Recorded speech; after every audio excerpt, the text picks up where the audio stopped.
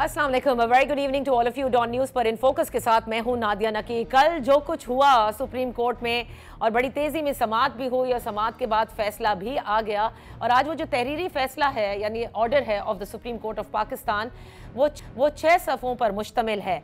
और आप सब जानते हैं कि ब्यूरोक्रेसी के तहत आरओज़ जो इलेक्शन कमीशन ऑफ पाकिस्तान की जानिब से तैनात किए गए थे उसको चैलेंज किया था एक पिटिशनर ने जो तहरीक इंसाफ से हैं, बैरिस्टर उमैर नियाजी साहब। उनकी पिटिशन पर हुक्म इम्तना लाहौर हाई कोर्ट ने दिया, एक लार्जर बेंच तश्कील हुई।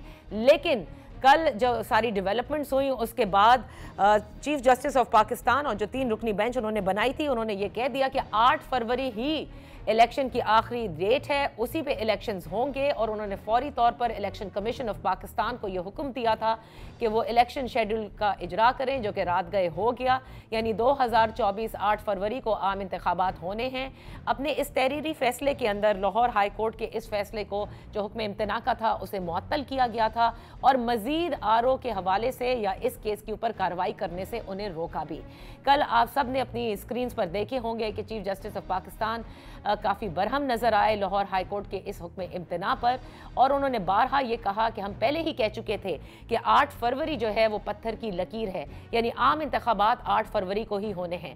बैरिस्टर उमैर नियाजी का उन्होंने जिक्र किया और उन्होंने कहा कि प्राइमा फसाए में ये लगता है कि पूरे इंतखाबी अमल को और डेमोक्रेसी को डीरेल किया गया। और कल उन्होंने ये कहा भी कि एक जुम्बिश कलम से, यानी लाहौर हाई कोर्ट के जज से कि एक जुम्बिश कलम से ये बिल्कुल हुआ कि इलेक्शन जो है वो जैसे कि इंतखाबी अमल को डीरेल किया गया है। बहरहाल नोटिस जारी किए गए हैं और ये जो नोटिस जारी किए गए हैं इस फैसले में बैरिस्टर उमैर नियाजी को आर्टिकल 204 और तौहीन अदालत ऑर्डिनेंस के तहत जारी किए गए हैं। आज हमने इन फोकस रखा है बैरिस्टर उमैर नियाजी साहब को।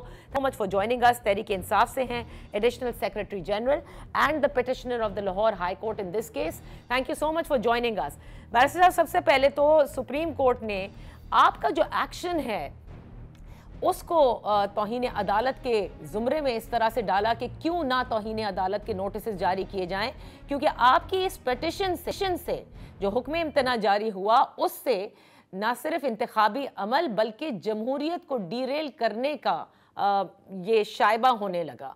क्या कहेंगे आप इस पर? अच्छा जी, इसमें बुनियादी तौर पे कल हाई कोर्ट का फैसला ज़ेरे बहस जो इंटरिम ऑर्डर पास हुआ वो रहा। बुनियादी तौर पे अगर उस फैसले को उठा के देख लें, उसमें ऑनरेबल हाई कोर्ट के जज ने ये नहीं कहा कि 8 फरवरी को इलेक्शन नहीं होंगे। किसी तरह से उन्होंने खाली इस हद तक नोटिफिकेशन जो हम आरओज लेते हैं एग्जेक्टिव साइड से उसको सस्पेंड किया।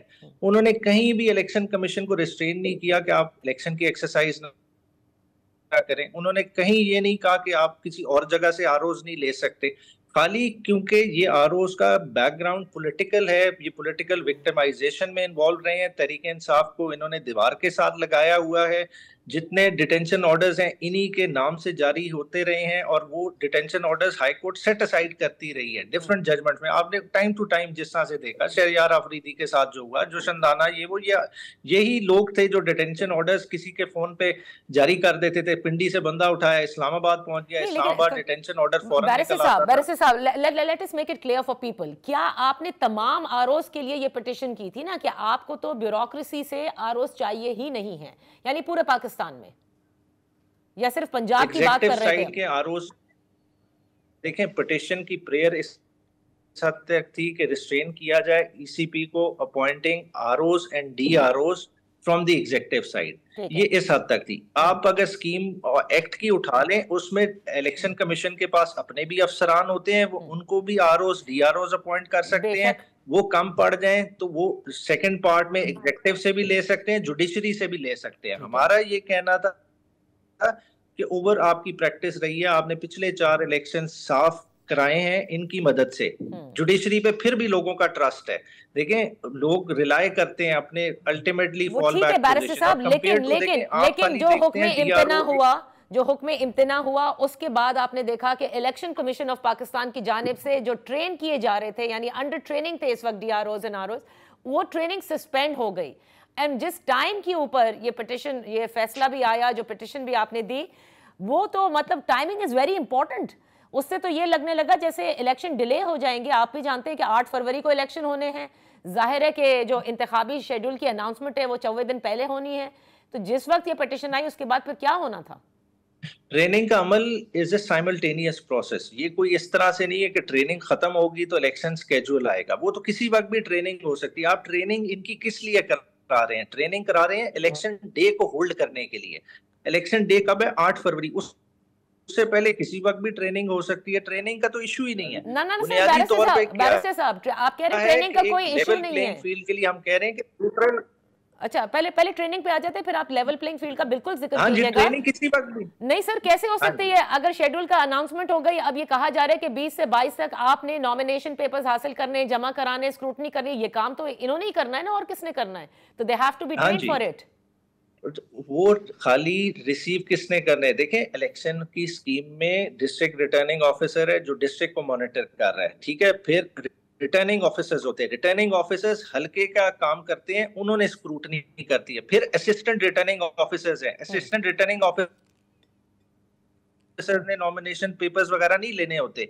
उन्होंने आपका रखना है नीचे का काम, जो बेसिकली पोलिंग डे कंडक्ट होनी है। उस दिन बैलेट पेपर किस तरह से इशू होगा, किसका वोट का इंदराज देखना किधर है, कौन से फॉर्म किधर जाना है, किस डब्बे में वोट कास्ट होना है, ये उसकी ट्रेनिंग है। ये तो बहुत बड़ा लंबा चौड़ा स्टाफ इन्वॉल्व होता है। ये ट्रेनिंग साइमल्टेनियसली इस प्रोसेस में चलती रहती है। अच्छा, तो ठीक है। अब क्योंकि इलेक्शन कमीशन के इस वक्त तर्जुमान हमारे साथ नहीं है, वरना जितनी इलेक्शन कमीशन ऑफ पाकिस्तान से हमारी बात हुई, उन्होंने कहा सवाल ही पैदा नहीं होता कि ट्रेनिंग बाद में हो। शेड्यूल से पहले होती है ट्रेनिंग, क्योंकि the minute the schedule is announced उसके बाद इन लोगों का काम शुरू होता है ना। कोई इलेक्टोरल प्रोविजन एक्ट की दिखा देना कि भाई ये पहले होनी जरूरी है। ये और ये सवाल कल सुप्रीम कोर्ट में भी हुआ है। जी बिल्कुल। अच्छा, तो बैरिस्टर साहब, आप क्योंकि तौहीन अदालत के तहत ये नोटिस हैं, तो क्या मतलब आप माफी मांगेंगे कि आपकी वजह से ये सब हुआ कि बिल्कुल इलेक्शन डिले होने के तो बिल्कुल फुल चांसेस, मतलब लगता था कि अब तो नहीं होंगे 8 फरवरी को? बात है 8 फरवरी को ही इलेक्शन होने चाहिए और पीटीआई हर सूरत में चाहती है हुए। हमने तो अपनी गवर्नमेंट सेक्रीफाइस की है। हमें तो देखें 90 दिन से जायद आपकी इलीगल गवर्नमेंट्स केपी की और पंजाब में चल रही हैं, और ये भी कौन सा 90 दिन के अंदर इलेक्शन हो रहे हैं। ये तो इंटरवेंशन के बाद सुप्रीम कोर्ट की 8 फरवरी तारीख आई है, और इस तारीख पे हर सूरत इलेक्शन होने चाहिए, कपल्ड विद द फैक्ट कि ये फ्री एंड फेयर होने चाहिए। ना कि हम 8 फरवरी को दोबारा ये कौम रोना रो रही हो कि अवाम का मैंडेट चोरी हो गया और लोग सड़कों पे हो।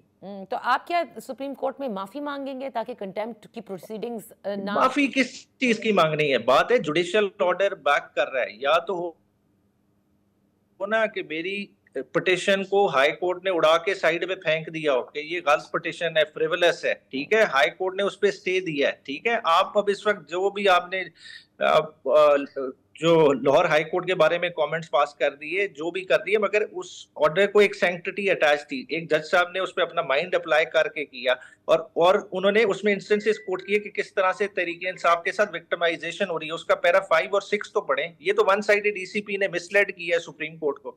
अच्छा, तो अब मुझे ये बताइए कि ये इस पिटिशन के हवाले से भी बड़े जो है वो कंफ्यूजन थी। आपने सुना होगा बैरिस्टर अली जफर ने जब जिस वक्त ये होने लगा था कि शायद जो है डिले हो जाए, तो बैरिस्टर अली जफर ने ये ऑन रिकॉर्ड कहा था कि अगर ऐसा कुछ होने लगा, बिकॉज वी डोंट वांट कि किसी किस्म की कोई डिले हो, तो हम शायद ये दरख्वास्त वापस भी ले लें।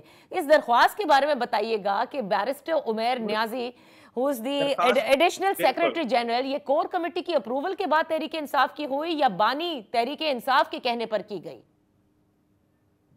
जो बैरिस्टर अली जफर साहब का व्यू था, वो पिटिशन की वापसी नहीं, वो स्टे एप्लीकेशन की वापसी की बात कर रहे थे कि स्टे एप्लीकेशन के बाद एक इम्प्रेशन सा क्रिएट हो रहा था कि शायद इलेक्शन डिले होने जा रहे हैं। तो उस इम्प्रेशन को डिस्पेल करने के लिए उन्हें कहा, क्योंकि देखें इधर टाइमलाइन बड़ी इंपॉर्टेंट है। हमने पिटिशन कब फाइल की है? हमने पिटिशन फाइल किया 6 दिसंबर को। तब तक ये तो नोटिफिकेशन ही नहीं आया हुआ था, और हमारी प्रेयर में ये नोटिफिकेशन तो इम्प्यून ही नहीं हुआ जो हाई कोर्ट ने सस्पेंड किया है। अच्छा, अब मुझे ये बताइए, नोटिफिकेशन तो आ रहा है 11 तारीख को। अच्छा, तो बैरिस्टर साहब ये बताएं ना कि ये जो पिटिशन आपने लाहौर हाई कोर्ट में जो दरख्वास्त की, जिसके बाद ये सारे मामलात हुए, ये बैरिस्टर उमैर नियाजी ने बानी तहरीक इंसाफ के कहने पे की या तहरीक इंसाफ की कोर कमेटी ने ये फैसला किया था जी, कोर कमेटी में डिसाइड हुई, ये खाली इधर पिटिशन नहीं फाइल हुई, ये केपीके में भी फाइल हुई हुई है, और केपीके में कल बाकायदा अमेंडेड पिटिशन भी फाइल हो गई है, जो ऑनरेबल वहां के चीफ जस्टिस साहब हैं वो उसको सुन रहे हैं। ओके अच्छा, आज भी चेयरमैन तहरीके इंसाफ गौहर साहब का ये कहना था कि हम आज भी यही समझते हैं और हम नहीं मानते आरओज जो हैं वो एग्जीक्यूटिव से हों, यानी इस इंतजामिया से लिए जाएं। हाँ जी, पार्टी का यही स्टांस है, बिल्कुल। नहीं, लेकिन अब तो ये फैसला एक तरह से हो गया है, आप तो स्टिक कर रहे हैं, लेकिन एक तरह से ये फैसला हो गया है, तो क्या करेगी तहरीक इंसाफ? क्या इंतखाबात में हिस्सा नहीं लेगी? मगर देखें, हमारी ऑप्शन देखें, ये तो क्वेश्चन में ही नहीं है ना कि इंतखाबात में हिस्सा न ले। इंतखाबात में हमने हिस्सा लेना है, 8 फरवरी में ही लेना है, चाहे ये जितने विक्टिमाइजेशन कर लें, वो तो वे आउट ही नहीं है। हम वो वाला ब्लंडर नहीं करेंगे कि जी एग्जिट कर जाए। मगर अगर फ्री एंड फेयर इलेक्शन नहीं होते, जाहिर बात है हमने टाइमली चीजें एजिटेट तो करनी है। कोई हमें एजिटेट करने से तो नहीं रोक सकता कि हाँ ये जुल्म हो रहा है, इस स्टेज पे हो रहा है और इस तरह से मैंडेट चोरी किया जा रहा है। वो तो हमने हाईलाइट करना है ना, और वो हम हाईलाइट करते रहेंगे। इलेक्शन शेड्यूल की अनाउंसमेंट हो गई है, लेकिन अभी जो बानी चेयरमैन है उनका नहीं पता कि वो हिस्सा ले सकेंगे कि नहीं ले सकेंगे उन डेट्स तक जब आपको नॉमिनेशन पेपर्स फाइल करने हैं। और दूसरी जानिब आप लोगों के लिए सवाल उठते हैं कि तहरीक इंसाफ के पास इतने लोग ही नहीं हैं कि वो फील्ड कर सकें हर जगह से कैंडिडेट, और इसीलिए वो तहरीक जो है वो इलेक्शन को डिले कराना चाहते थे। देखें, खान साहब जो है ना, कभी अपने जात के बारे में नहीं सोचते। अगर वो अपनी जात के बारे में सोच रहे होते तो कभी वो चेयरमैनशिप छोड़ के बैरिस्टर गौहर को नॉमिनेट ना करते। ठीक है, वो एक फिगर है लार्जर देन लाइफ वाली। ठीक है, उनके लिए छोटी निटिग्रिटीज मैटर ही नहीं करती कि अगली मैं पार्लियामेंट का हिस्सा होऊंगा नहीं होऊंगा, मैंने वजीर आजम बनना है नहीं बनना। ना उन्होंने कभी ये बात की कि मुझे क्यों निकाला, ठीक है, या मुझे क्यों बुलाया। ठीक है, वो वाला उनका इश्यू ही नहीं है।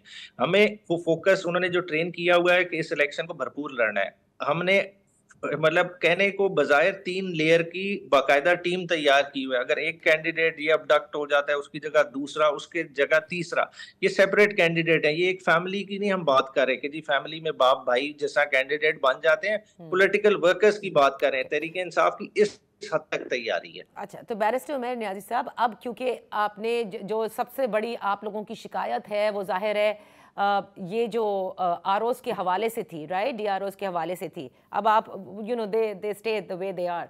लोग ये कहते हैं कि अगर आपने पिन पॉइंट करके, जैसे होता है कि जी फलानी जगह पे हम समझते हैं कि ये जो लगाया गया है, दिस पर्सन, आपको लगता हो कि वो पार्शियल है, या फिर आप लोगों की तरफ उसका कोई एक ख़ास एटीट्यूड है, तो बात बनती थी। लेकिन पूरे मुल्क के अगर आप सवाल उठा देंगे तो फिर तो सवाल आप पर भी उठेगा, क्योंकि आपने जुडिशल ऑफिसर्स का यकीनन जिक्र किया, लेकिन वो 35 पंक्चर ना भूलें, उस वक्त जुडिशल ऑफिसर्स थे। उधर पीपल्स पार्टी इसको आरओ इलेक्शन कहती थी। तो हर दफ़े इलेक्शन के से पहले भी और बाद में भी ये इसी तरह से जो सियासी जमातें वो सवाल उठाती रहती हैं।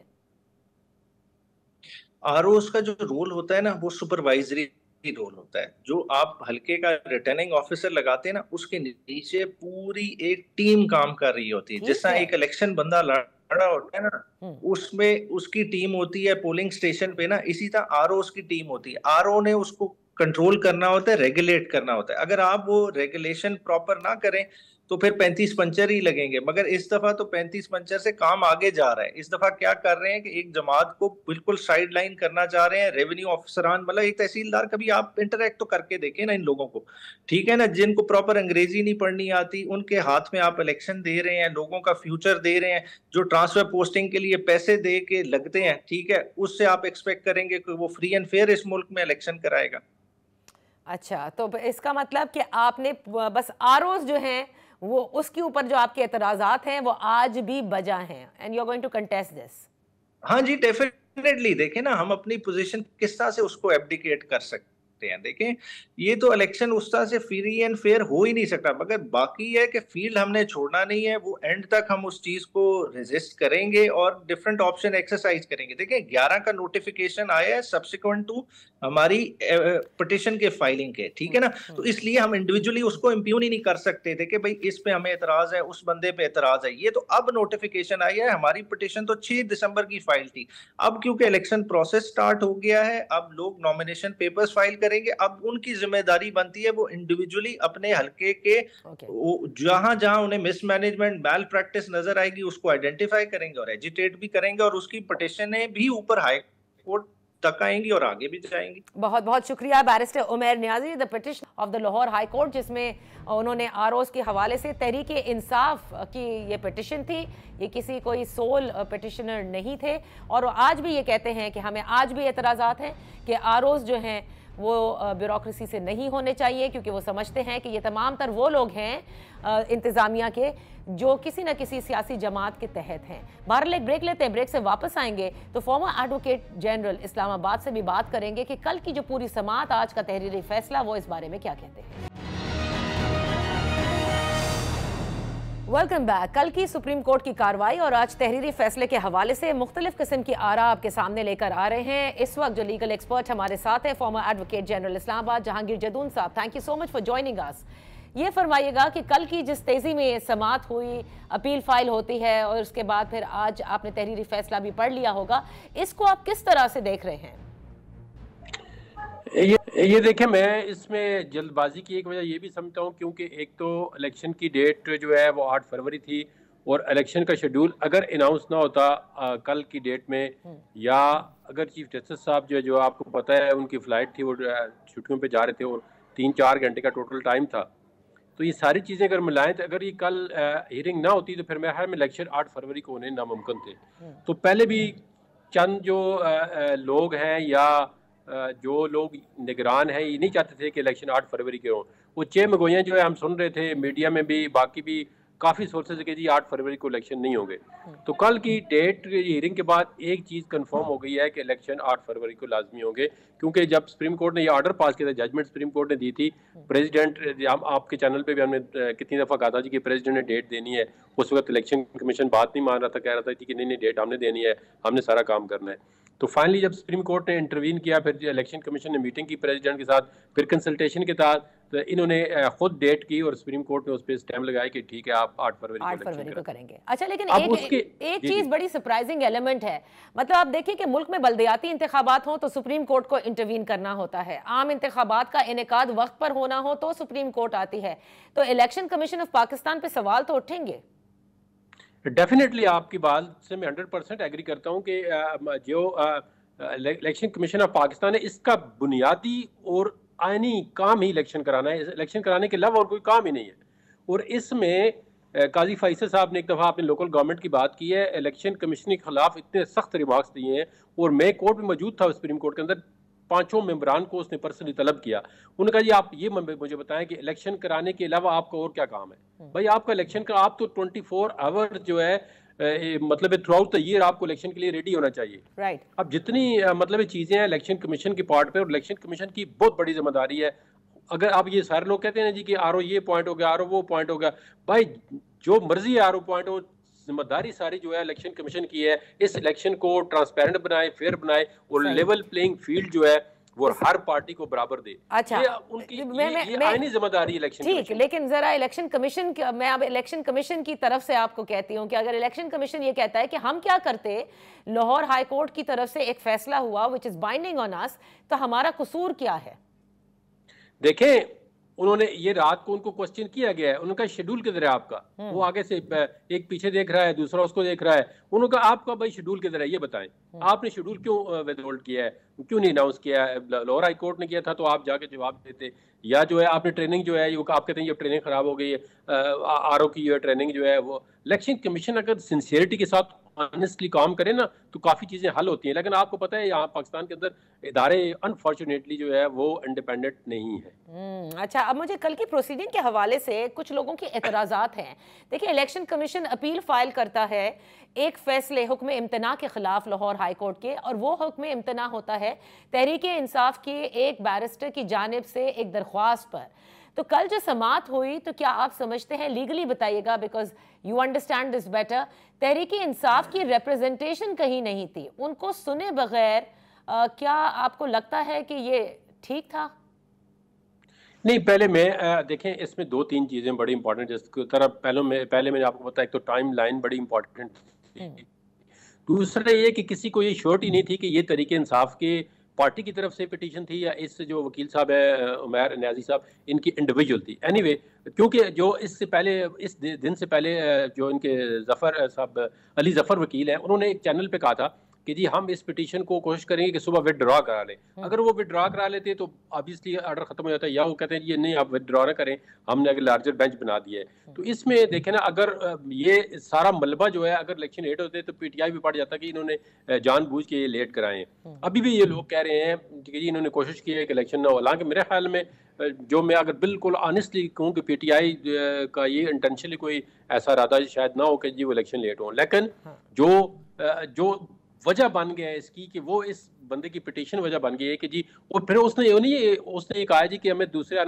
हाई कोर्ट के जज ने, सिंगल जज ने पूरे पाकिस्तान के अंदर जितने रिटर्निंग अफसर है नेशनल असेंबली के, प्रोविंशियल असेंबली के, उनको स्टे कर दिया है। वो कर ही नहीं सकता ये काम।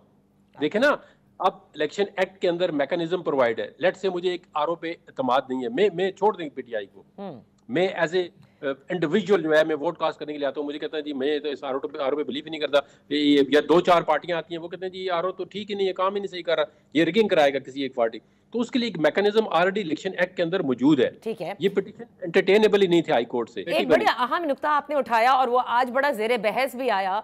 चंद लोगों से मैं ये सवाल कर रही थी जो कानूनदान हैं कि लाहौर हाई कोर्ट पूरे पाकिस्तान के इलेक्शन कमीशन इसके हुक्म इम्तना कैसे दे सकता है, क्योंकि एक जाहिर है सूबा सिंध है, सूबा बलूचिस्तान है, तो खैबर पख्तूनख्वा है, तो क्या ये बाइंडिंग भी था उन तमाम तर नोटिफिकेशंस के ऊपर जो किए गए, या सिर्फ ये पंजाब की हद तक तो वो कर सकते थे?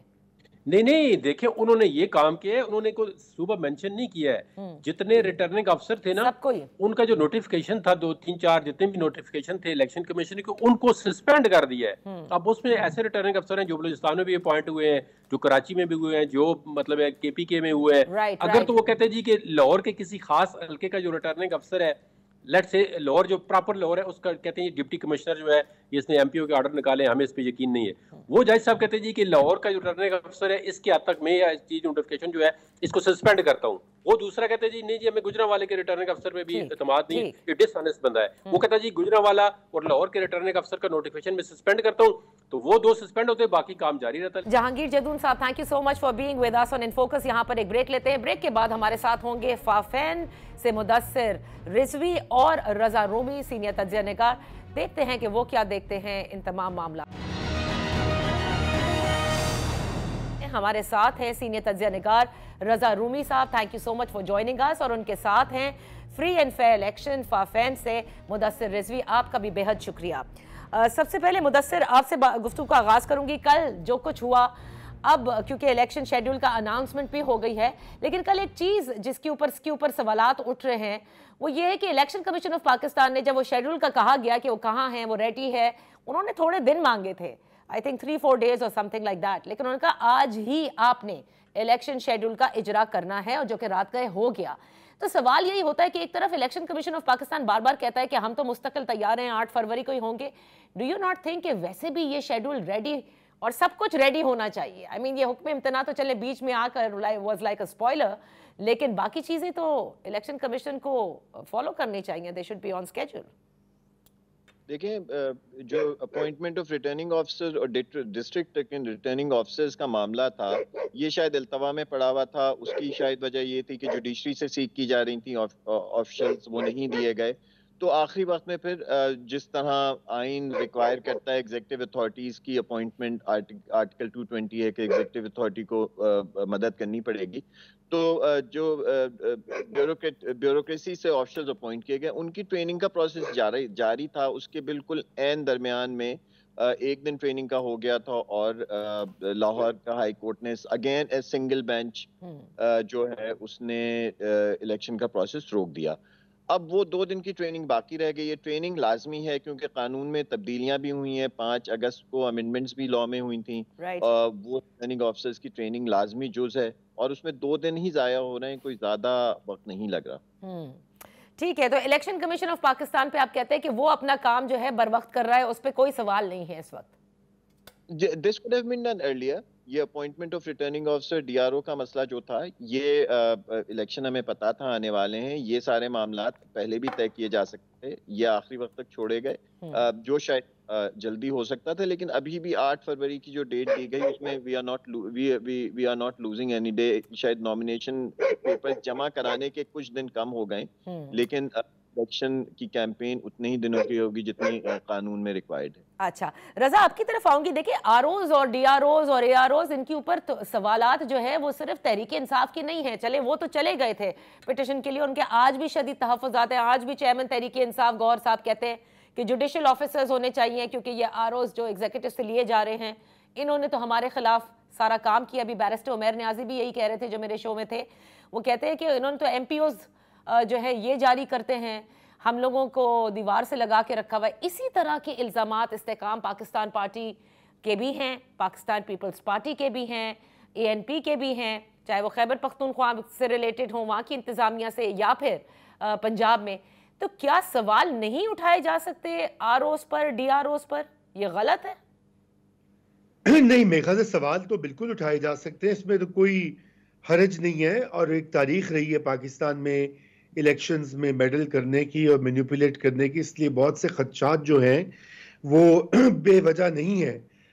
मगर आप देखें कि इससे पहले जुडिशल ऑफिसर्स को आरओस के तौर पे इस्तेमाल किया गया था, खुसूसन 2013 के इलेक्शन में। और आपको पता है कि उस इलेक्शन में भी इल्ज़ामात लगाए गए थे पाकिस्तान पीपल्स पार्टी ने भी, बल्कि उस वक्त हरदारी जो थे उन्होंने तो सीधा सीधा इल्ज़ाम लगाया था कि ये उस वक्त की अदलिया जो है उन्होंने इलेक्शन जो है वो उसमें धांधली करवाई है। इसी तरह साबिक चेयरमैन जो है तहरीक इंसाफ के इमरान खान साहब, उन्होंने भी इसके ऊपर एतराज़ उठाया था। मसला ये है कि आप जो एग्जीक्यूटिव ऑफिसर्स लगा लें, जुडिशल लगा लें, एतराज़ात तो होने हैं, क्योंकि जो प्री पोल इन्वायरमेंट होती है उसको जिस तरीके से मैनेज किया जाता है और जैसे अभी किया जा रहा है, तो उसमें बहुत सारे जो है शकूक व शुबहात अभी से सामने आ रहे हैं। देखिए ना, अभी पाकिस्तान तहरीक इंसाफ जो कि गई थी लाहौर हाई कोर्ट में, और उन्हीं का ये इस वक्त की मुतालबा है, उनका भी ये कहना है कि भाई वो डिप्टी कमिश्नर जो उनके वर्कर्स को एमपीओ के तहत बंद कर रहे हैं, और एमपीओ के तहत तो सिर्फ अमने आमा को नुकसान न पहुंचाने वाला एक कानून है, उसमें कोई इल्ज़ाम भी नहीं होता है सच, बल्कि वो एक एडमिनिस्ट्रेटिव हथकंडा होता है लोगों को बंद करने का नौआबादियाती दौर से।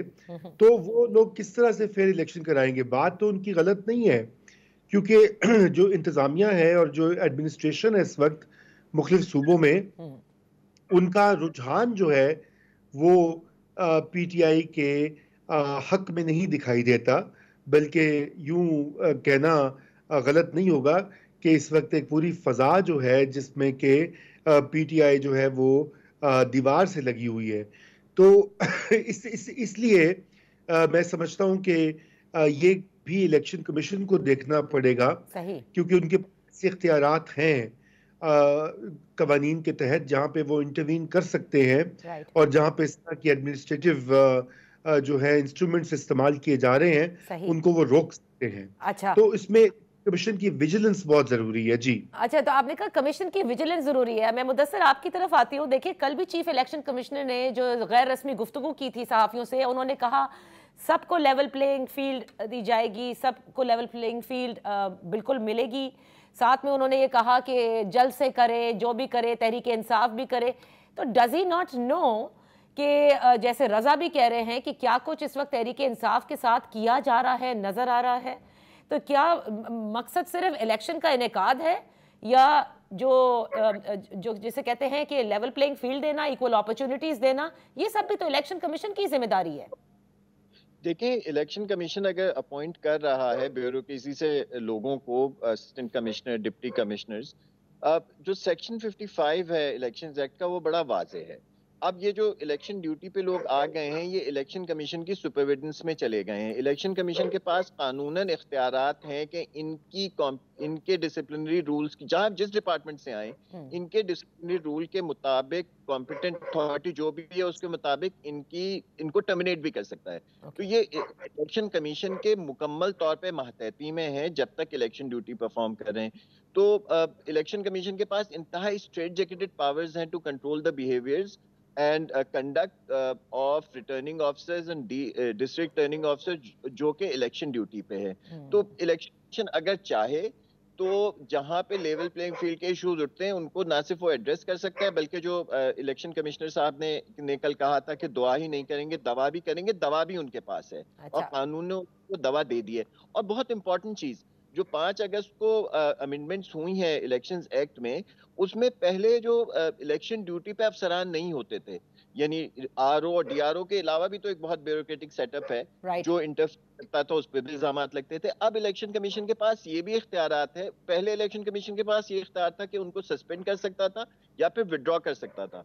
अब इलेक्शन कमीशन के पास ये भी इख्तियार है कि उन पे क्रिमिनल केस कर सकता है लोअर कोर्ट्स में जाकर। तो इलेक्शन कमीशन एक इंतहाई ताकतवर इदारा है और उसको जो नई अमेंडमेंट्स आई हैं तो मुकम्मल तौर पे एम्पावर कर दिया गया है। अगर लेवल प्लेइंग फील्ड के इशू निकलते हैं और कुछ रिटर्निंग ऑफिसर या डीआरओज अगर लगता है इलेक्शन कमीशन को पॉलिटिकल कॉन्टेस्टेंट्स को कि ये किसी एक साइड को या दूसरी साइड को सपोर्ट कर रहे हैं, तो इलेक्शन कमीशन ये नहीं कह सकता कि उनके पास इख्तियारात नहीं थे। उनको ना सिर्फ उनकी ड्यूटी से हटा सकते हैं बल्कि उस कंडक्ट की बुनियाद पे उनको उनकी नौकरी से भी टर्मिनेट कर सकते हैं। अच्छा, लेकिन जब ये इतनी ताकतवर आप कहे जा रहे हैं कि इस सेक्शन के तहत और इस अमेंडमेंट के तहत, तो ये कितनी ताकत है उनकी कि वो इस्लामाबाद के आईजी के हवाले से कह चुके हैं और वो डीसी इस्लामाबाद के हवाले से कह चुके हैं कि भाई इनको हटाया जाए। वो तो आज तक हटे नहीं है, लगभग 1 महीना तो हो चुका है इस बात को।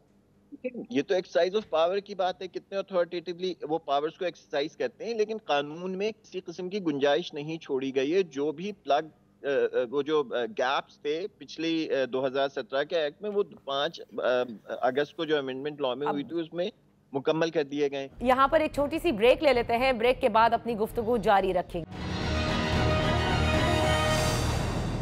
Welcome back. इन फोकस हैं रजा रूमी और मुदस्सिर रिजवी। देखिए, जो मुदस्सिर बात कर रहे हैं, रजा वो कहते हैं ना पूत के पांव पालने में नजर आते हैं कि how are you going to exercise this power. आप है तो कानून ने आपको सारी ताकत दे दी, आप एक आईजी और डीसी इस्लामाबाद को नहीं अभी तक ट्रांसफर करा सके, हटा सके, तो लोग सवाल करेंगे और ये हर सियासी जमात करेगी सवाल। यानी बात ये है कि देखिए, कोई तो इलेक्शन रजा ऐसे होने चाहिए ना जिस पर सियासी जमातें उंगलियां ना उठाएं और इलेक्शन कमीशन पर ना उठाएं। तो do you see that happening? देखिए, पहली तो ये बात है कि ये तो आप भूल जाइए कि आप इलेक्शन कोई करवाएंगे उस पर एतराज नहीं होगा। जो भी लूजिंग पार्टी होगी पाकिस्तान में, ये हमने देखा है, तारीख भी इससे अटी पड़ी है इस तरह के जो है इंसिडेंट से, वो इतराज़ात तो उठाएंगे और इल्ज़ामात भी लगाएंगे। ये तो एक इसका जैसे कहते हैं इस तरह तो होता है इस तरह के कामों में। मगर इस वक्त जो आपका सवाल है वो बहुत अहम है कि इलेक्शन कमीशन जो है वो उसका ये फर्ज बनता है कि उनके पास न सिर्फ इख्तियारात भी हैं बल्कि अब रेलेवेंट फोरम भी वही हैं। अभी आपने इस्लामाबाद की एडमिनिस्ट्रेशन का जिक्र किया, वो मैं भी देख रहा था कि अभी ये भी एतराज हो रहा है कि अभी तक उनको नहीं बदला गया। और ये अब इलेक्शन कमीशन को देखना होगा ना कि देखिए, असल में पहले भी यही मसला था कि ये जो 2 अहम इदारे हैं, अदलिया और इलेक्शन कमीशन, इनके ऊपर बड़ी भारी अब जिम्मेदारी आती है कि एग्जीक्यूटिव तो अपने पाकिस्तान की हिस्ट्री है कि वो अपने पसंद के रिजल्ट्स हमेशा चाहता है और एग्जीक्यूटिव में जो भी होता है, अब ये काम अदलिया और इलेक्शन कमीशन का होता है कि उन्होंने उसको फॉइल करना होता है, चेक रखना होता है, और उसके लिए उनको बहुत जिसे कहना चाहिए बहुत ही ध्यान से और बहुत ही जिसे वो एहतियात से ये चलना होगा ताकि किसी किस्म का कोई एतराज आ ना सके ऑन दीज इंस्टीट्यूशंस। तो देखिए, इसके अलावा तो और कुछ नहीं किया जा सकता। हाँ, ये है कि जैसे कि कल जस्टिस काजी फाइज ईसा ने बड़ी रात गए एक वो इंटरवेंशन की और बिल्कुल सही स्टेप किया, मुल्क में बेयकीनी भी खत्म हुई। इसी तरह बदलिया का रोल है, हाई कोर्ट्स हों या सुप्रीम कोर्ट हो, कि वो अब ये इस तरह के मामलात के ऊपर चेक रखें और किसी किस्म की कोई गलत जो है हरकत ना होने दें जिससे कि इलेक्शंस के ऊपर सवाल उठेंगे। जी अच्छा, और मुदस्सिर, नाजरीन के लिए भी ये इम्पोर्टेंट है कि क्योंकि इलेक्शन शेड्यूल का अनाउंस हो गया है, now election commission of Pakistan is the driving force और सारे इदारे एक्सेप्ट फॉर अदलिया वो उनके मातहत काम नहीं कर रही, राइट? जी बिल्कुल ऐसी। तो मातहत तो नहीं, लेकिन मतलब एक तरह से कि डायरेक्शंस जो हैं वो सारी इलेक्शन कमीशन ऑफ पाकिस्तान देगा। जी अच्छा, एक चीज मुदस्सिर बताएगा, क्योंकि कल आपकी नजर से भी गुजरा होगा, क्योंकि ये जो जांच पड़ताल का जो मरहला होता है ये भी बड़ा इंपॉर्टेंट होता है जब कागजात नामजदगी जमा कराए जाते हैं। सरफराज बुगटी साहब कैबिनेट के मेंबर रह चुके हैं, वफाकी वजीर दाखिला, उनका इस्तीफा भी आ गया, और बहुत से लोग ये कह रहे हैं कि शायद वो डेरा बुगटी से इंतखाबात में हिस्सा भी लें। क्या ये मुमकिन है कि आप कैबिनेट में भी हों और उसके बाद आप इलेक्शन में भी हिस्सा लें?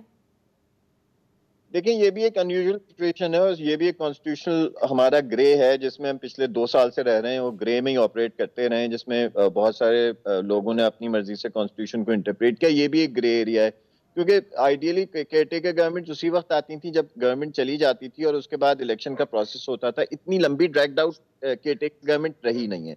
अब क्योंकि ड्रैग्ड आउट केयरटेकर गवर्नमेंट है तो यहाँ पर अब ये इलेक्शन कमीशन की कॉल होगी कि लॉ को किस तरह से वो इंटरप्रेट करते हैं रिटर्निंग ऑफिसर, क्योंकि जो कानूनी पाबंदी है वो ये है कि केयरटेकर गवर्नमेंट का कोई मेंबर खास मुद्दत तक इलेक्टेड ऑफिस सीख नहीं कर सकता। असम्पशन ये है कि उसने केयरटेकर अपनी पूरी टेन्योर जितने भी 2 महीने 3 महीने की वो पूरी की गई होगी। अब इस पे ये this the subject of interpretation जो इलेक्शन कमीशन का यहाँ पे काम है कि अपने इख्तियारात को इस्तेमाल करके इंटरप्रेट करें कि ये ऐसी सिचुएशन तो नहीं है कि इंटीरियर मिनिस्टर जो केयर टेकर पोजीशन होल्ड कर सकते हैं वो अपने को नॉमिनेट कर लें।